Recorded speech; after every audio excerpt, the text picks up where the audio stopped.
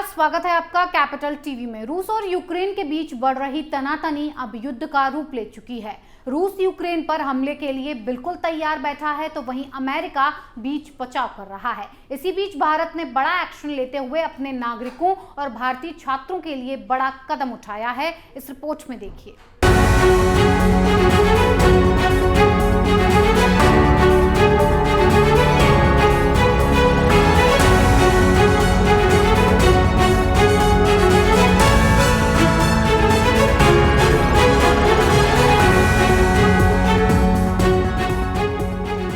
रूस और यूक्रेन के बीच होने वाले संभावित युद्ध को देखते हुए भारत सरकार ने अपने नागरिकों को अस्थायी रूप से यूक्रेन छोड़ने की सलाह दी है।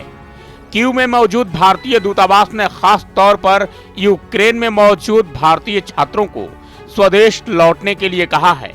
यह सलाह यूक्रेन और रूस के बीच जारी तनाव के युद्ध में बदलने की आशंका के कारण दी गई है। इसको लेकर भारतीय दूतावास ने एडवाइजरी जारी कर दी है। इस तनाव के कारण America, Britain, Norway, Japan, Latvia और डेनमार्क पहले ही अपने नागरिकों को यूक्रेन छोड़ने के लिए कह चुके हैं। बता दें कि यूक्रेन में 20,000 से ज्यादा भारतीय स्टूडेंट्स स्टडी कर रहे हैं। भारतीय दूतावास ने यूक्रेन छोड़ने के लिए एक एडवाइजरी लेटर यूक्रेन में मौजूद भारतीयों को भेजा है।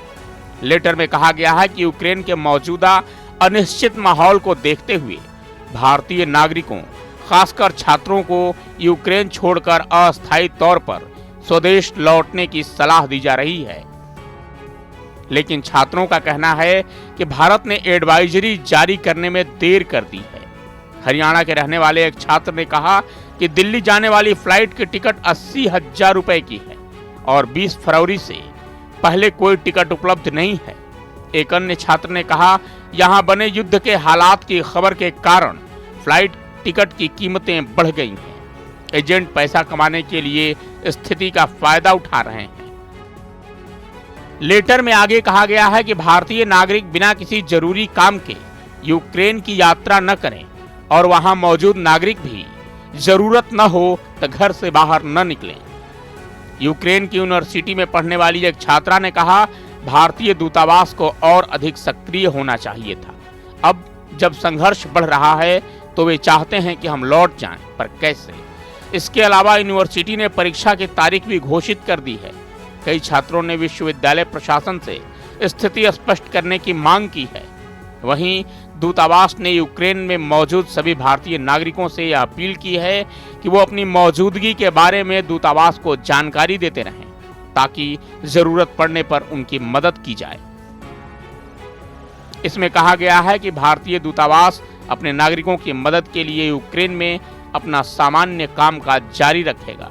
इधर देश लौटने के लिए यूक्रेन में मौजूद भारतीय छात्रों का कहना है कि वे डरे हुए हैं और देश लौटना चाहते हैं।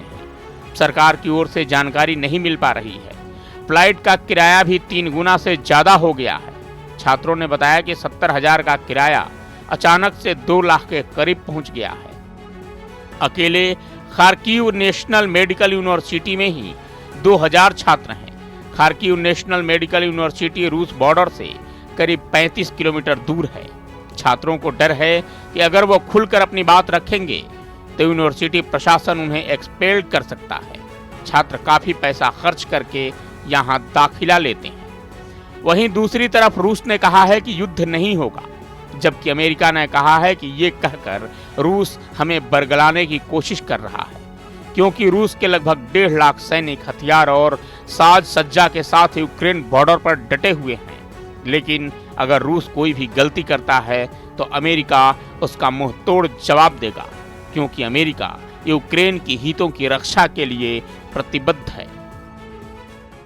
आगे क्या होगा ये कहना अभी संभव नहीं है, लेकिन जिस तरह से अन्य देशों ने अपने नागरिकों को यूक्रेन से पहले ही निकाल लिया है और अब भारत सरकार ने भी एडवाइजरी जारी कर दी है, उससे तो यही लग रहा है कि स्थिति अच्छी नहीं है और कभी भी कुछ भी हो सकता है। साथ ही इसी युद्ध के साथ तीसरे विश्व युद्ध की आहट पक्की है। इस खबर में फिलहाल इतना ही। बने रहिए कैपिटल टीवी के साथ। जय हिंद।